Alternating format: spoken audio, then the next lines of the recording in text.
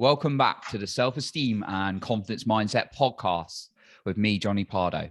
Today, I have a special guest on the episode with me, Hadi, and we're going to be talking about self-confidence, high performance, and overcoming our own challenges a little bit. So welcome to the show, Hadi. Hey.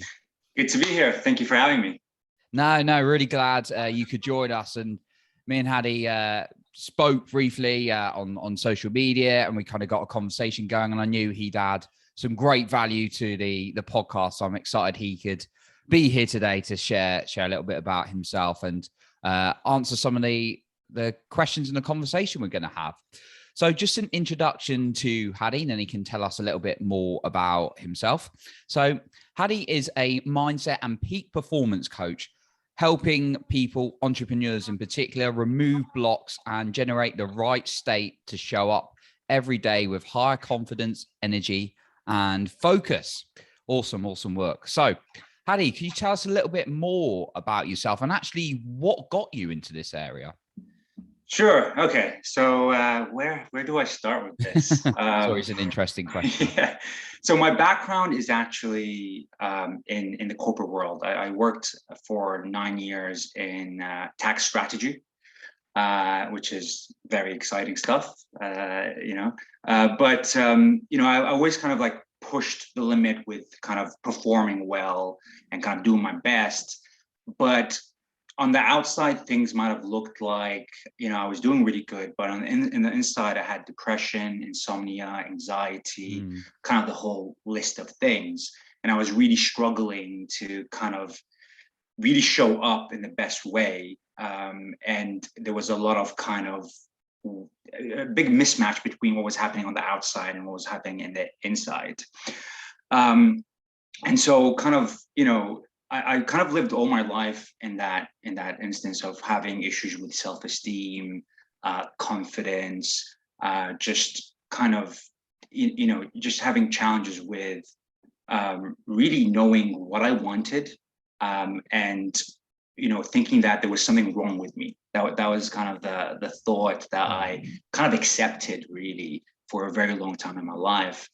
And then, at age kind of 27, 28, I'm kind of 32 now. I had to think about that. But, I two things kind of happened together, really. I was going through a very kind of difficult time, but I started to kind of spend a lot of time with people that I thought were very confident, right? They were extremely confident that, they would kind of show up and do these presentations and things like that. And the more I got to know them, the more I realized, okay, hang on, they're also struggling quite a bit with, not having clarity around things, with anxiety, with fear of judgment and fear of failure. And that kind of opened up a big kind of world to me, thinking, I'm not, like, there wasn't something wrong with me, actually. There's those people that were kind of showing up, but they were also going through a lot of these challenges that I thought were special to me. And so that kind of broke a lot of my beliefs around kind of this, thinking that everyone had it together, when in fact a lot of people were just, faking it until you make it, kind of thing. And they were also kind of struggling with those aspects of anxiety and self-esteem issues. And at the same time, there's a lot of things happening, but at the same time, I was kind of watching this Netflix kind of show. Well, it's not a show, it's like one episode with Brene Brown, if you know her. Yeah. And she, possibly, and she talks a lot about kind of vulnerability and, showing up and being, being courageous, and, being vulnerable and being courageous is kind of the same thing. And that kind of also opened my eyes quite a bit in terms of, before I had the mentality of, why should I show myself up? Why should I put myself out there and kind of be subject to, judgment and all those things? But really out there, outside our comfort zone, is where life is happening. It's where love is, where connection is, where growth is. And so, if I'm not out there, I'm not really living my life to the fullest. I'm kind of just going through the same day over and over again and not reaching out to the things that I want to reach out just because of that 4-letter word called fear, right? And so that kind of allowed me to take a few steps in the right direction. And then I got really interested into how the mind and body work. We're never given the manual to those things, but they are amazing tools once we know how to use them. And that kind of opened up a whole door for me to kind of really deep dive. And once I was able to overcome a lot of these anxiety and confidence issues and all those things, and then started to help other people do it, I kind of switched jobs and kind of went into what I do right now. Oh, fantastic. Fantastic. Love the story and learning a little bit more about you there. And I was really, really hooked in terms of what you said about Brene Brown, because I have watched that one a fair few years ago, but there's always someone says something, you're like, I'm going to have to go revisit that one again, because there's always golden nuggets, especially experts like her. So I really value what you said about people at all levels, even those you perceived as confident, having those challenges, those inside kind of battles with themselves, and kind of they're trying to fake it to make it, and perhaps inside they had all these challenges. So you mentioned anxiety there, which is something that a lot of people go through, myself included. You've obviously shared your story going through it a little bit. For someone who's really perhaps struggling with it, would there be something you would suggest to them to sort of like get started and sort of moving away from that a little bit? So anxiety is usually to do with fear about future kind of things happening. And so it's all, a lot of it is to do with uncertainty. And so gaining clarity around the direction you want to head and kind of breaking that down to like a blueprint. The more clarity we have with what we're doing, the much more comfortable we are in approaching it and taking the actions. Our brain loves clarity. We kind of our brain tries to remove ourselves from anything that's uncertain, because uncertainty, it kind of translates that to danger. And if you think about what the brain's function is, really is short-term survival. That's what it is. It doesn't care about your short-term thriving or joy. It's more focused on short-term survival. How can I, if there's something that is considered as dangerous, how can I remove myself from that? And what's being pumped when you're having the anxiety is a lot of adrenaline, a lot of kind of cortisol. And so when those things are happening, it's one way is to kind of gain clarity around what you're doing, but the other way is to also switch the narrative a bit, because the funny thing is anxiety and excitement is two sides of the same coin when it comes to the chemicals being released in your body. It's adrenaline. When you're excited, it's the same thing. Adrenaline, cortisol, you're kind of pumped, but the narrative in your mind is slightly different. There's a more positive narrative to excitement, and more negative narrative to anxiety. So when you're feeling those kind of feelings being pumped, try to switch the narrative to more, what can I be excited about that's going to happen, going forward. A lot of people have anxiety, for example, with public speaking, let's say, right? You don't lie to yourself in the essence that I'm excited about public speaking. It's very hard to lie to yourself in the moment, especially when things are being pumped. But what after public speaking will you do to celebrate that you can get excited about and anchor those feelings to? Now you're not lying to yourself, you're kind of deciding the narrative in your mind, and that changes the whole way you're feeling. It goes from anxiety to now more excitement. But there's also kind of habits. We spoke about clarity, we spoke about changing the narrative a bit and changing the states. And that's one way to change your state. Essentially, your mental state is to decide where you want to anchor those feelings. But also changing your habits in the way that, okay, when you're approaching something, when you're kind of feeling those feelings, do you step back or do you step forward a bit? The more you step forward and the more you do something, the easier it becomes to do it next time, because you're more clear about it. You've been through that. Again, if we're thinking about how the mind works, it doesn't like things that it hasn't done before. right? But growth is all about things that we haven't done before. That's the challenge, right?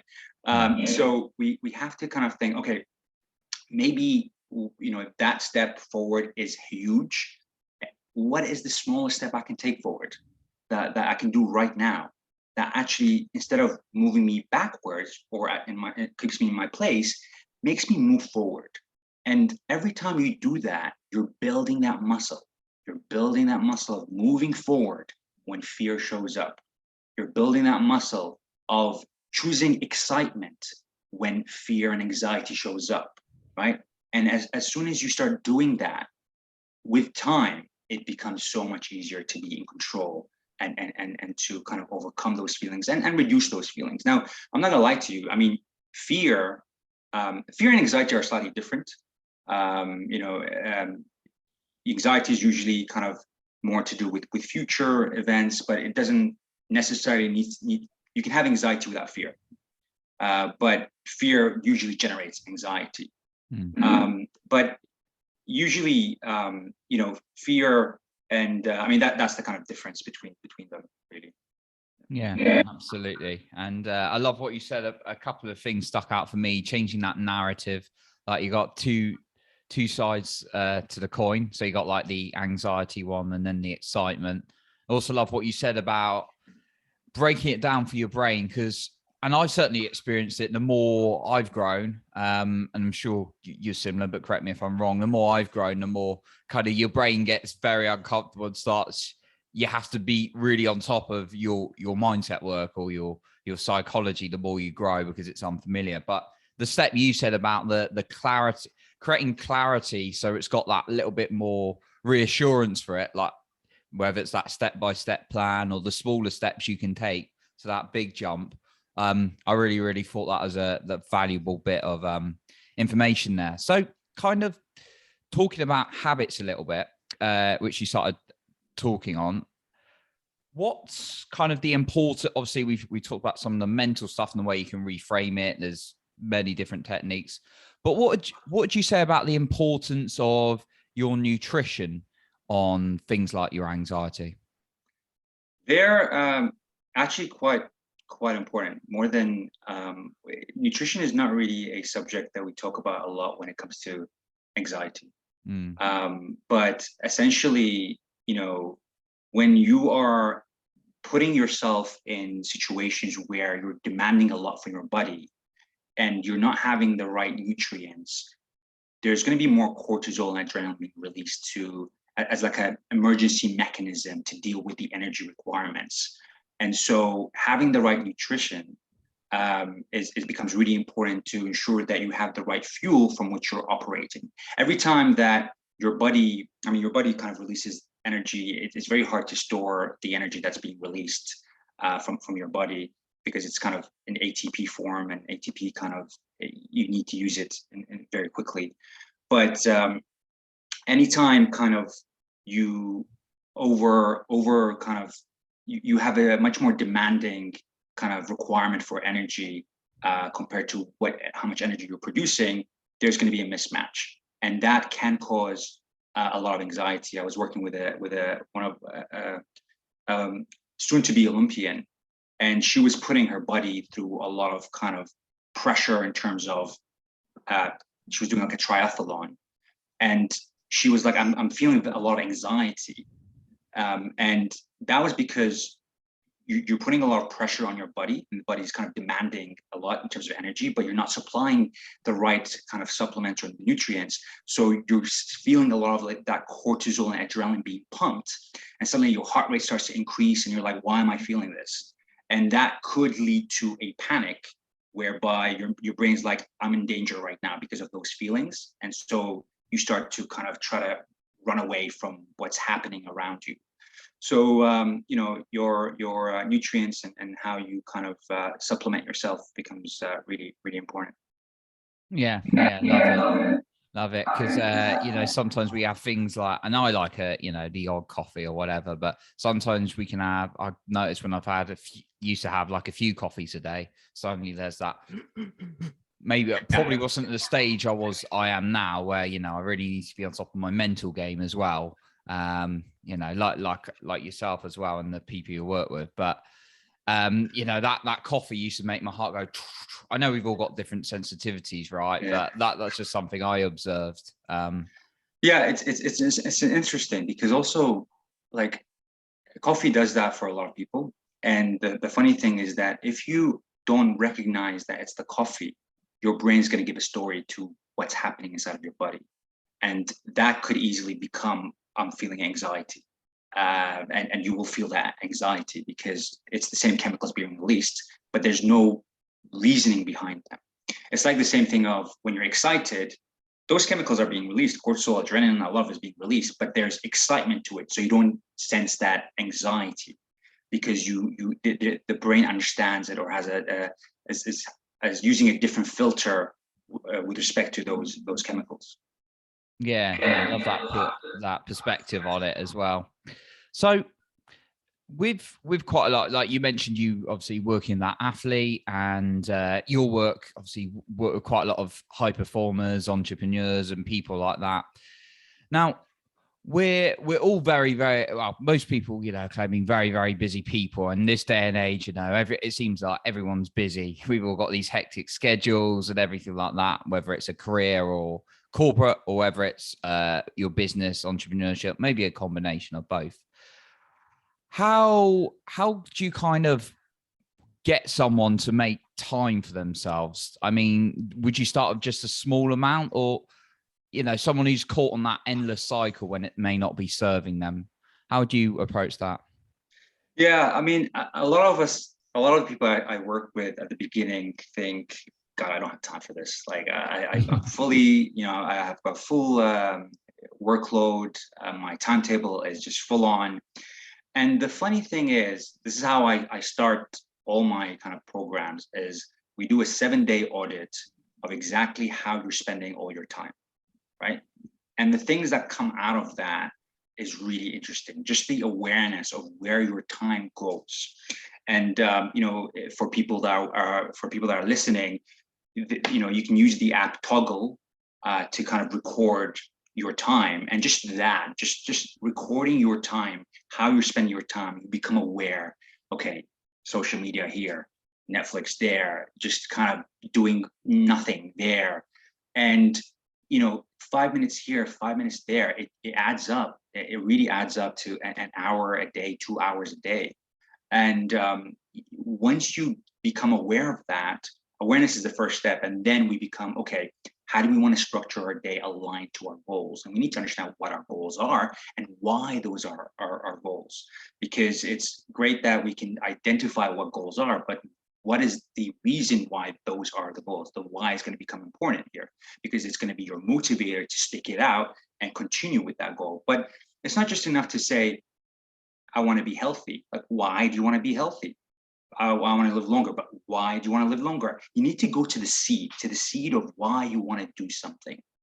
That becomes important, because a lot of the things that we usually, when we ask ourselves why, we're kind of touching the surface of the reasoning behind why we want to do something. And we need to go a bit deeper to understand what is the main driver why we really want to do this thing that we're trying to do, or change a habit or create a new habit. Like, what is the reason behind that? And the major issue, I think a lot of people know what they need to do, right? Like, eat healthy, do that, do this, right? And there's a lot of information about what you need to do. The problem is consistency, right? It's being consistent with what you need to do. And the number one thing for me that really has helped a lot of people and has helped me with being consistent is doing identity work. It's essentially, the way you act is based on who you are, who you think you are, right? We are always congruent to who we think we are. And so if you think of yourself as someone who is unable to do X, Y, Z, then you will act according to that, and you will filter all your information around you according to that. I'll just take a step back before I kind of explain what identity work is, our beliefs essentially dictate how we distort the information around us, distort how we filter the information around us. there's so much kind of information coming at us, and we can't possibly filter everything in the right way. So we distort it based on how we based on our beliefs. So if you think that money is the root of all evil, and guess what? You're going to act according to that. Every time you see someone that is rich, you already have that filter, and you're going to filter your information around that, and you're going to create your own reality based on those beliefs. So what becomes true isn't actually what is true, but what's more important is what you believe to be true, because you're going to distort your reality in that way. So your beliefs, what you believe is going to filter the information that you have, and it's going to create the thoughts that you have, and then generate the feelings that you have, and you act based on how you feel. Okay, if we are in good states of feeling, then we're going to act according to that, and our actions are going to have great quality decision making, great quality actions based on how we feel. So our identity and our beliefs about who we are and how we see the world around us becomes really important. And a lot of that is formed when, the first 16 years of our life, and we're kind of have no control over what we believe to be at that time. Everything that we have experienced from the age of 0 to 18 creates changes in our brain and allows us to kind of form these core beliefs that we did not decide, and then they dictate our whole life, essentially, because we filter everything according to them. And so identity work of sitting down and understanding what are my beliefs becomes one of the most important things that you can do, because there are 100% beliefs that do not serve you right now. 100%. There are things that you're filtering your environment in a certain way that are inhibiting you from achieving what you want to achieve, and living, the truest life that you can, aligned to your values and aligned to your ambitions. So sitting down and understanding, okay, like, what is the belief that I want to form? Or essentially, even kind of, if you want to identify what your limiting beliefs are. I know we're going a bit of an off tangent here, but always sense like our beliefs dictate our thoughts, which dictate our feelings. So when you are thinking about something, or when something happens and it generates a thought or generates a feeling, you're going to ask, why am I feeling like this? Like, what is this feeling? Where is this feeling coming from? It's coming from a thought. Okay, where is this thought coming from? Well, why is that thought about this thing automatically is being generated? Is there any validation to that? No, it's because I've had this belief of, I believe X, Y, Z, right? And that reflection process is so powerful. Obviously, it becomes a lot quicker and more powerful if you kind of do a coaching, and we can do hypnosis or use NLP to kind of get to that quicker. But even spending time to reflect on that allows you to identify certain beliefs that are things that you hold just because you have heard it before, or you have been taught about it before. But essentially, your goals will require, especially if you are a high performer or someone that's kind of pushing the needle, requires you to step into a new identity, a new kind of set of beliefs that match those goals. And so sitting down every morning and deciding, hey, who do I need to become in order to achieve that goal? Going back to now consistency. The reason how you can be consistent is to remind yourself, I call this the master habit, to remind yourself every single morning, spending time to remind yourself why this is important and who do you need to become, what identity you need to step into, what identity you need to embody in order to be consistent with those habits, and in order to generate the results and goals and generate the ambitions that you are after.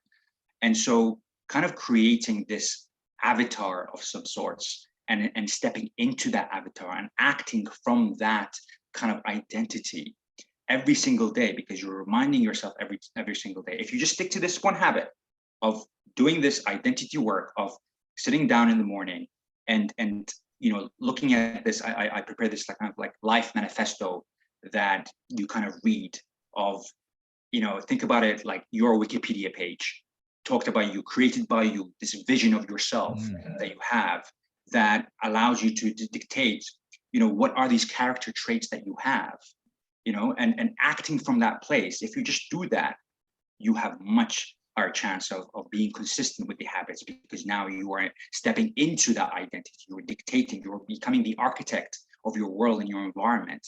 And from that place, it's much easier to stick to those habits and create your dreams.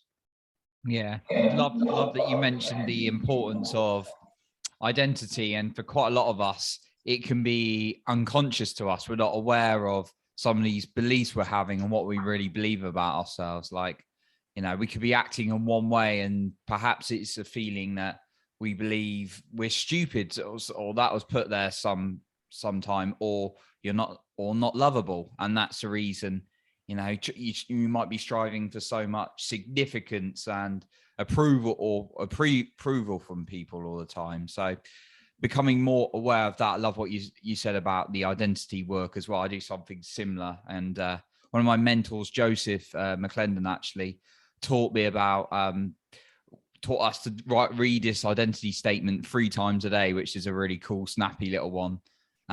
So yeah, and you get things like, I'm saying I'm courageous, and then suddenly something will come up and I'm like, instantly like, do it. Like, even though most people think, wow, that was courageous, I'm like, oh yeah.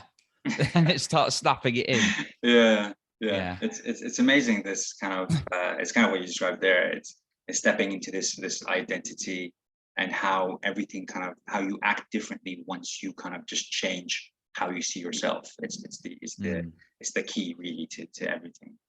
Absolutely, yeah. And you can start doing things you don't even realize. We do things we're not even paying attention to, that don't serve us or knock us back sometimes, but actually it can serve you when you create a stronger identity. So that's some great advice about who I need to become and why I'm doing what I'm doing every morning. And we've all got 5 minutes to do that, right? So exactly. It doesn't have to take long, but obviously kind of creating that life manifesto and deciding all those things can take time, but it's, I mean, such an important investment. It dictates your whole life essentially.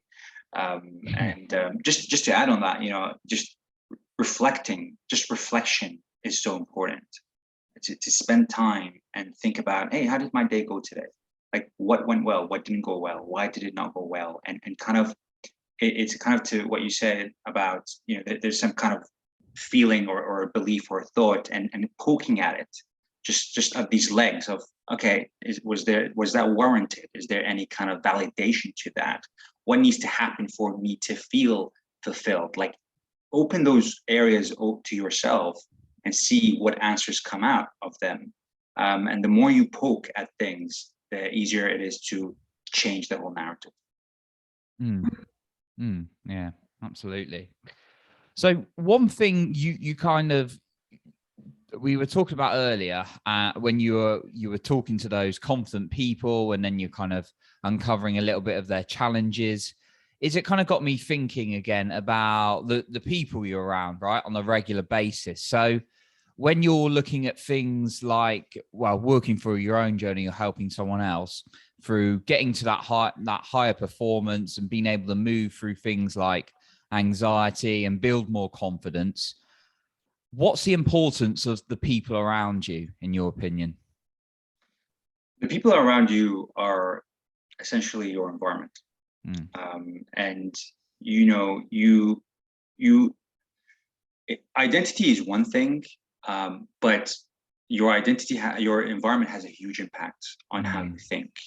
And if it doesn't have an impact on it right now, it will, because you are surrounding yourself with those things. So, who is speaking to your ears becomes a very, very important relationship there. And how and who you're surrounding yourself with, because you will, even if it doesn't happen at the beginning, will kind of see yourself as them at one point. So are they kind of people who push boundaries? Then you will see yourself as a person that pushes the boundaries. So we kind of become our environment in a sense. But the great thing about that is we are also the architects of our environment. We get to choose who we surround ourselves with. And that's a powerful thing to have. Absolutely. Yeah. We get to choose it. I love the empowerment you're giving there, in terms of you can actually structure it to who comes, and on social media and things like that. Although we're saying, obviously sometimes social media too much can be not good for you. But actually, we've got all these opportunities to connect with more people and surround ourselves with those people as well. Yeah, 100%. I think, I'm not a huge fan of social media, but at the same time, it is a very powerful tool because we have never been able to pick and choose who we surround ourselves with other than this time right now. Before, if you were in a village, that's it. You were in the village, and who was around you was who was around you. But now you can surround yourself with Tony Robbins. You can surround yourself with, Brendan Burchard. You can surround yourself with whoever, whatever community they've created. Surround yourself with those people. The choices are just unbelievable, and that's an amazing thing. Absolutely. So we've had some great value from you today, Hadi. Just kind of a couple of last questions, really. But one thing I like to ask people is about self-confidence, and given maybe something you want to recap that we said today or anything else you'd like to add, what are a couple of key points you would give to someone to really boost their confidence? Confidence, I think there's a mismatch of understanding about what confidence is. A lot of people think that confidence is not having fear. Confidence is taking action in spite of fear. Fear is going to show up. That is a self-defense mechanism that we all have. It's when we're doing something new, when we're putting ourselves out there, fear is going to knock on our doors and tell us, "Hey, what are you doing? Like, don't do this." And we have a choice. Do we listen to it, or do we choose the other states that we can choose? Excitement, generate those states, and how we kind of the habit that's being created in terms of how we react to fear becomes really important. What kind of muscle are we building? Are we stepping back every time fear shows up, or are we stepping forward every time fear shows up? So, one thing to just say is fear showing up is actually normal. That's you are a human being. That's number one, right? So that's great. And then becomes, okay, like, how can I move forward?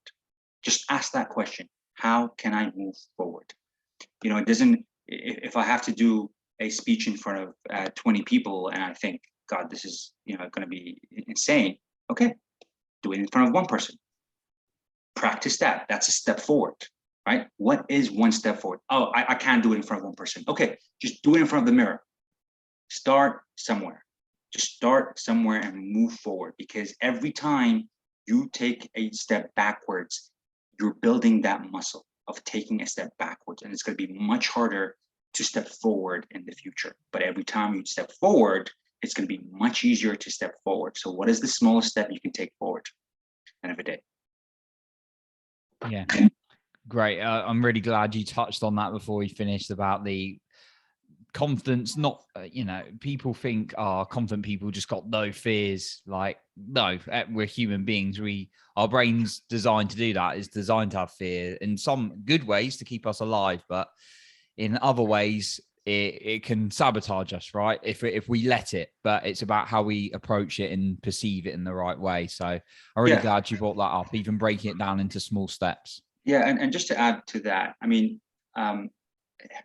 we act based on how we feel, and our states in terms of how we feel and thoughts become really important. So one thing that has helped me and a lot of people I work with is to try to change your state. When fear shows up, okay, let's step over here.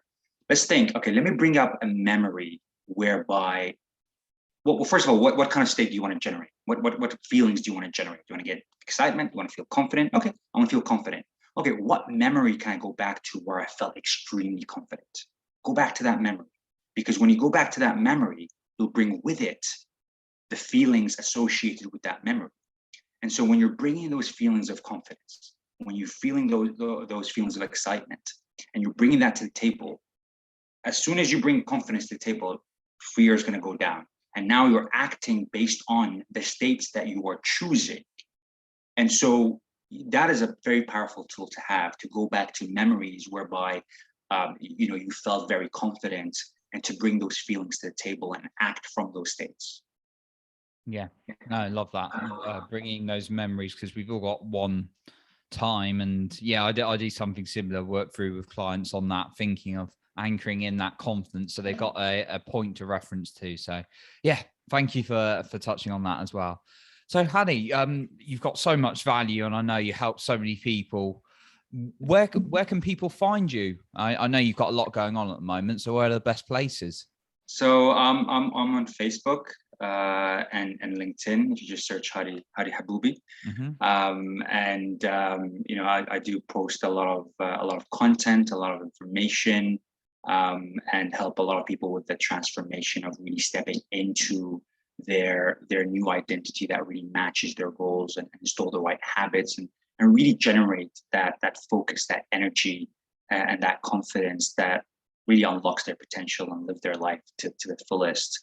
And I provide that through different services, and I've got a one-to-one kind of program, and soon to have a group coaching program.